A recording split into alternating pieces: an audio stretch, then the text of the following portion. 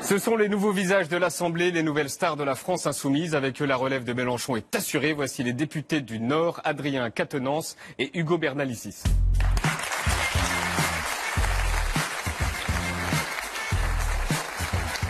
Encore bienvenue.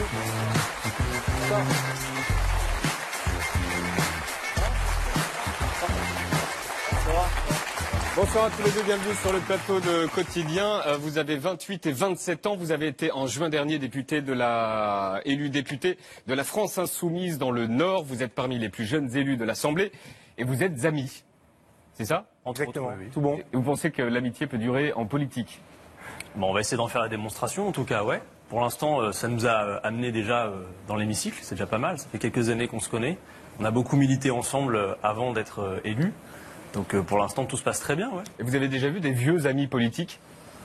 Des vieux amis, Il y en a, genre oui. comme les sujets d'avant, là, avec Ciotti et Estrosi. Oui, par exemple. On voit que Ça finit souvent comme ça, hein. Non, mais Divorce. il y en a des amitiés politiques qui durent. Après, il y a aussi des ruptures parfois. Si elles sont politiques, ça se justifie. Mais non, moi je pense que l'amitié et la politique, ça peut faire bon ménage. Comment vous êtes rencontrés? dans une manif. Ouais, une Et à manifestation. quel âge? Ah, vers quel âge? Ouais, à quel âge? Non, c'était Il y a longtemps non, c'était en 2013. Manifestation sur les retraites, sur le régime de retraite. Mais on s'était Il y a 4 déjà... ans. On s'était déjà croisé avec Adrien avant, pendant la campagne présidentielle de 2012, puisqu'il était déjà impliqué en tant que sympathisant. Qui est le plus insoumis, le plus intransigeant des deux?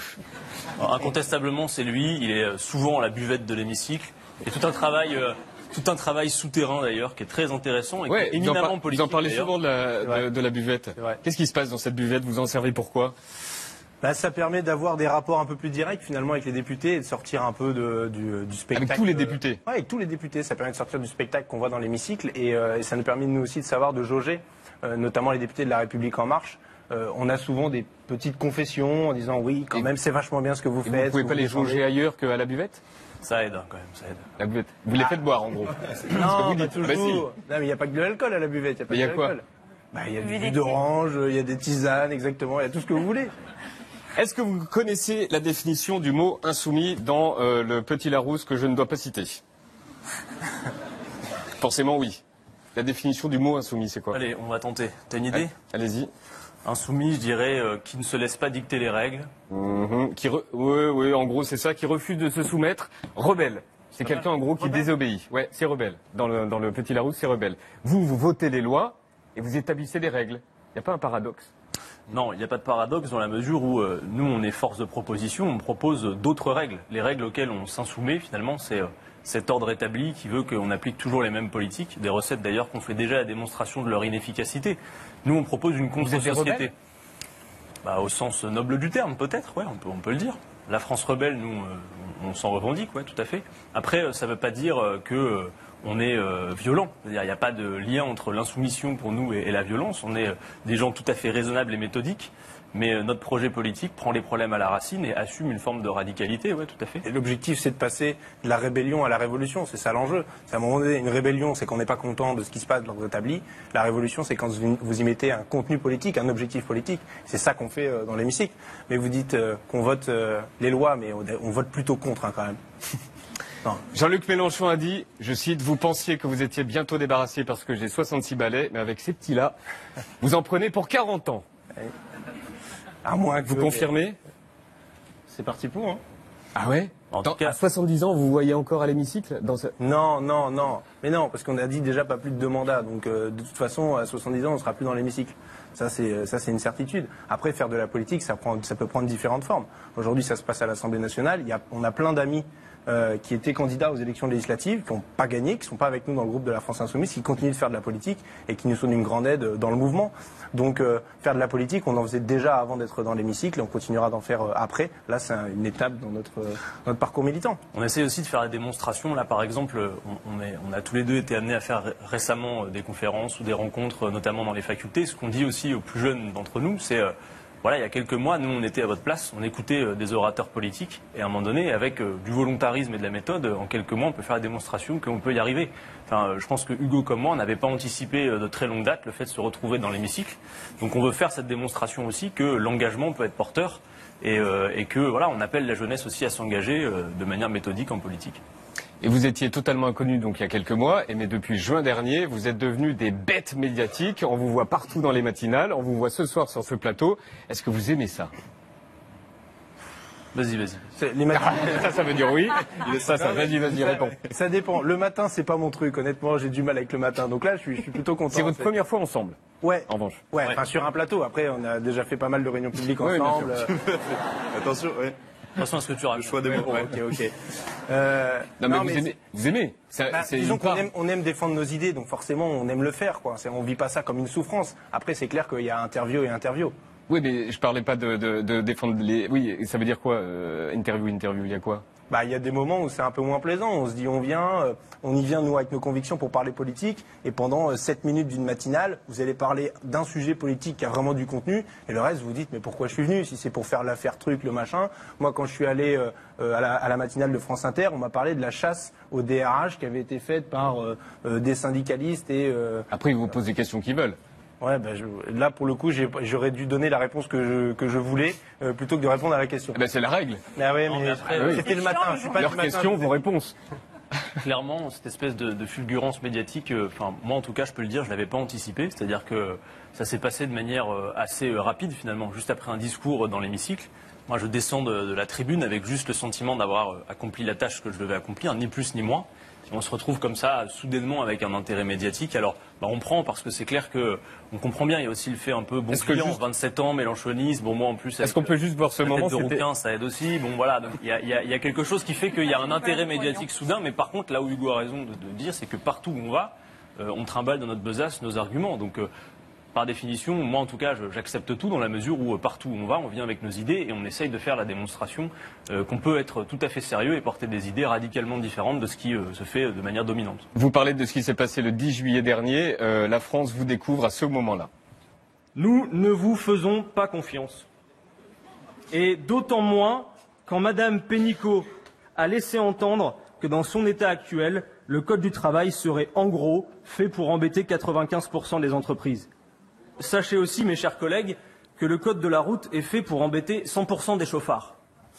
Comment vous avez préparé ça? Parce que c'est quand même impressionnant. Vous êtes au perchoir, il y a une assemblée pour la première fois à 27 ans. Ouais, alors c'est vrai que la préparation intéresse beaucoup de monde, c'était assez épique. Bon, en fait, ce qu'il faut dire déjà, c'est qu'on vous l'a dit, Hugo et moi, ça fait quelques années qu'on était déjà des militants politiques bénévoles. Oui, mais enfin, c'est autre chose que de se retrouver bien sûr, sur un mais il faut perchoir. voir que les journées avant d'être élu, c'était, moi en l'occurrence, travailler sur un plateau téléphonique, j'étais conseiller clientèle, je sortais du boulot. J'avais une deuxième journée qui démarrait avec de la politique, de manière bénévole, mais régulièrement des interventions devant une assemblée, des réunions qu'on animait. Donc la prise de parole en public, c'est quelque chose qu'on faisait déjà. Alors pas devant l'hémicycle, c'est sûr. Là, en l'occurrence, la préparation, moi, c'était... je savais le week-end qui précédait cette intervention que j'allais avoir une demi-heure pour rentrer en plus dans la matière d'un sujet qui nous tenait à cœur, sur lequel on s'était fait lire, qui était de dire qu'on allait batailler contre cette casse du Code du travail, qui n'apporte aucune recette à la question de l'emploi. Nous, on a plein d'autres propositions à faire. Donc il a fallu se préparer pour calibrer le discours. Alors c'est vrai que j'avais dit ça à un de vos confrères, y compris pour avoir l'habitude de la posture physique. Bon, moi j'ai pas trouvé mieux chez moi que ma table à repasser pour essayer de prendre l'habitude de la diction. C'est magnifique. Bon voilà, mais en l'occurrence non, on essaye, c'est vrai, de faire les choses correctement, avec une marque de fabrique, et la manière dont on emploie le ton dans l'hémicycle, c'est aussi pour faire en sorte que les débats sortent de cet hémicycle. Beaucoup de gens viennent nous voir depuis que nous sommes élus, régulièrement, et nous disent, avant les débats parlementaires, nous servaient de somnifères, et depuis que vous êtes arrivés là-bas, on n'arrive plus à dormir. Et ça, clairement, c'est quelque chose qui nous intéresse, faire en sorte que les débats ne restent pas cloisonnés dans l'hémicycle. Vous avez l'air de la punchline quand même. Et pour l'instant, moi en tout cas, j'observe que ça marche plutôt bien de ce point de vue-là. Vous parlez de marque de fabrique, justement, Valentine, avec nous ce soir. 2 députés modernes, en tout cas en apparence, car ultra connectés. Oui, à l'image d'ailleurs du chef Jean-Luc Mélenchon et de ses 370 000 abonnés sur sa chaîne YouTube. On se dépêche. Générique. Alors on a remarqué un truc, c'est que la quasi-totalité des députés de la France Insoumise ont une chaîne YouTube avec les chroniques, le bulletin pour François Ruffin, En mode député pour Daniel Obono et notre préféré, la revue de Ricky pour Éric Coquerel. Ricky Coquerel. C'est comme ça qu'on t'appelle. Moi je t'appelle pas Eric. Même à l'Assemblée, c'est ça. Alors, vous aussi, Ricky, voilà. Vous aussi, vous avez votre chaîne YouTube. Pour vous, Adrien Quatennens, c'est tout nouveau. Par contre, Hugo Bernalicis, vous êtes un vrai YouTuber. Votre chaîne existe depuis 2012 et depuis quelques mois, vous avez votre rubrique Le Topo d'Hugo. Bonjour, bienvenue dans le numéro test d'une série que j'espère longue qui s'appelle Le Topo d'Hugo. Bon, alors depuis, vous avez embauché un graphiste et surtout, vous avez rappelé quelqu'un. C'est vrai, Je vous invite à mettre à nouveau des pouces bleus. Si cette vidéo vous a plu, quick, un petit pouce bleu. Quick. Vous parlez de l'actu politique, vous faites surtout le débrief des séances à l'Assemblée. Il y a eu une embrouille entre les mecs de LR, les Républicains, et puis ceux des constructifs. Tout ça s'est transformé en énorme AG étudiante, avec des votes du grand n'importe quoi, bref. Alors vous avez aussi mis en ligne une vidéo format reportage où vous visitez des résidences universitaires de votre circonscription pour constater leur état vétuste. C'est avis de désinsectisation, entre parenthèses blatte, générale, en bio. Et à vos abonnés, vous leur promettez ça. Je vous propose qu'à 10 000 abonnés, je vous fais une dédicace dans l'hémicycle lors d'une de mes interventions. De qui je parle? Canon à merde, facho, petite bouche. À mon avis, vu l'ambiance bashing, sûrement de l'un d'entre nous en tout cas, ça c'est sûr. Ah ouais, et c'est pas vous? C'est pas nous? Non, je pense que c'est nous. C'est ça? Comment ça? Les canons à merde, il y les avait fachos, les petites bouches. Est-ce que, comme Jean-Luc Mélenchon, vous insultez les médias classiques? Non, mais là, en l'occurrence, là pour l'instant, tout se passe bien. On est là depuis pas 10 minutes. On vous invite, on est plutôt poli. On n'a pas de raison a priori de vous insulter. Est-ce que vous êtes d'accord avec ces mots? On fait pas une généralité. Encore une fois, il y a eu, et Jean-Luc Mélenchon en a largement fait les frais. Il y a eu des méthodes de la part des médias qui peuvent parfois être décriées, bien évidemment. Faut savoir que nous, le diagnostic politique, une agressivité de sa part aussi. Mais je pense en réponse souvent aussi à la manière dont il peut être traité dans les médias. Vous savez, moi j'observe depuis, ça fait maintenant nous 6 mois, mais à chaque fois qu'il y a un bon sondage qui paraît, vous pouvez être sûr que dans la semaine, généralement, alors fruit d'un hasard qui fait tellement bien les choses, il y a la polémique qui arrive, qui nous déverse un saut de boue dans la figure. Il faut bien voir qu'aujourd'hui, le principal problème que nous on décrit, c'est qu'entre le politique et le citoyen, il y a quelque chose au milieu qui s'appelle les médias et qui est parfois un miroir déformant. Et donc nous, comme on le disait, voilà, on vient sur les plateaux, on vient avec nos idées, mais après on voit bien déformant mais libre. Même sur une intervention. Une contradiction. Et oui, mais pas même sur une intervention, non bien sûr, mais nous on accepte la contradiction. Mais si vous voulez, on a l'impression que non parfois. non, si, on l'accepte tout à fait, et je vous le dis. Sauf que quand la contradiction devient simplement un bashing permanent qui devient une espèce de sport national. Il y a de quoi en dire. Et on voit bien qu'en l'occurrence, Jean-Luc Mélenchon, aussi parce que c'est quelqu'un qui, oui, quand il prend des coups, n'hésite pas parfois à les rendre, eh bien, des fois, il y a une espèce de surenchère. Et la France Insoumise, ça c'est une citation qui est parue c'est une phrase qui est sortie dans le JDD. La France Insoumise veut tourner la page des buzz, écrivait le JDD. Mélenchon veut donc ouvrir une séquence sans polémique. Ça va être un peu dur, non? En fait, ça dépend de vous. Ah bon? De nous? Ce soir, est-ce que vous avez déclenché une polémique? Je ne sais pas. Non, mais clairement, quand je dis ça dépend de vous, il y a eu pas mal de buzz qui ont été relayés médiatiquement, qui sont des créations ex nihilo des médias. Je prends tout ce qui s'est passé avec ma collègue et amie députée Danielle Obono, qui est avec moi en commission des lois. Ils ont fait monter un truc en pataquès sur une histoire de chauffeur de bus, vous avez sans doute vu passer ça, qui finalement ne reposait sur rien. Et où en plus, à la fin, le format médiatique ne permet pas d'avoir un discours raisonné sur le sujet. Quand vous avez la sénatrice d'Europe Écologie Les Verts, Esther Benbassa, qui vous dit que le mot radicalisation et déradicalisation ne fonctionne pas dans le réel parce qu'il y a eu beaucoup d'associations qui ont pris de l'argent pour déradicaliser les gens les uns et les autres et que ça ne marche pas parce qu'en fait il s'agit plutôt d'embrigadement, d'endoctrinement et que pour bien s'attaquer aux choses il faut bien les nommer. Ça rentre pas dans le format médiatique de BFM TV, du chauffeur de bus qui veut pas conduire après une femme. Et c'est Danielle Obono est complaisante et puis vous repassez une petite couche de Manuel Valls qui vous met de l'islamo-gauchisme par-dessus et hop c'est parti, la machine s'emballe. Et on vous pose sans cesse la question, alors vous, est-ce que vous condamnez le chauffeur de bus? Enfin, on est sur une loi sur l'antiterrorisme. Il y a des sujets importants, il y a le financement du terrorisme avec Lafarge, on fait rien, tout le monde s'en fiche. Le financement du Qatar et de l'Arabie Saoudite, le président Macron a dit qu'il finançait indirectement le terrorisme.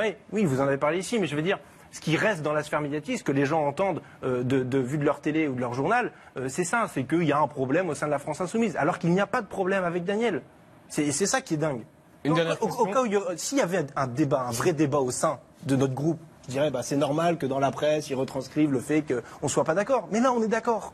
Et du coup, c'est pénible. Une dernière question, en une phrase, parce qu'on est à la bourre. Un truc qui vous impressionne chez Emmanuel Macron?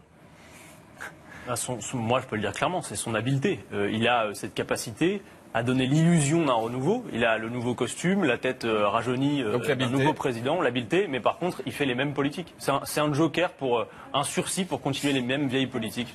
Hugo, la pensée complexe et en même temps la poudre de perlimpinpin. Merci à tous les deux. Le sens de la forme. Merci à tous les deux d'être venus sur le plateau de Quotidien. À bientôt.